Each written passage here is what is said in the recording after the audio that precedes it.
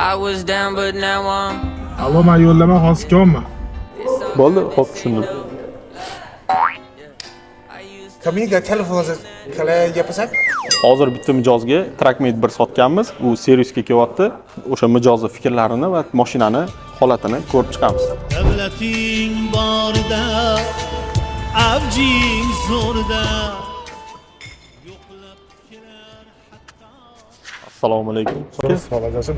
Yaxshi keldingizmi? Sekin Mashina haqida bir ma'lumot so'ramoqchi edik. Mashina yaxshi.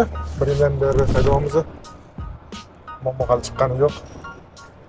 Avtomobilni hadovoy qismlari haqida, qancha yuk ko'tarish haqida, yo'lda o'zini tutish haqida bir hazgincha haydab yurgan odam sifatida. Avtomobil yuk ko'tarishini 2,5 kunlik otamiz.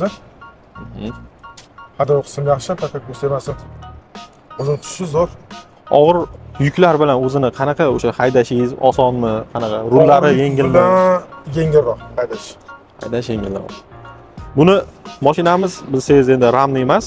Mashinamiz o'sha kuzovda bo'lgani uchun buni qanaqa afzalligi bormi siz uchun yoki ramli bo'lgani yaxshimidi? Ramali ya'ni shassi. Yo, menga mashinadan aniqdir. Husan aka, sir bo'lmasa agar shu avtomobil bilan, ya'ni Trackmate 1 bilan oyiga qancha pul topasiz? Ketib turibdi, oyiga 10 millioncha atrofida topib qiladi. Yaxshi. Biz значит buni bemalol o'sha bosh to'lovini qilib turib kreditga ham olsa bo'ladi, ya'ni oylik to'lovini ham qoplab turib sizga ham yana ozgina qismi qoladi. Qoplaydi bemalol. Buni Labo bilan solishtirganda qaysi biri ma'qul deb o'ylaysiz? Bu ancha udobniroq. Laboga nisbatan bu ham keng kattaroq, ham yurish tezligi ancha yaxshiroq lekin o'zini yo'lda qisqarishi emas.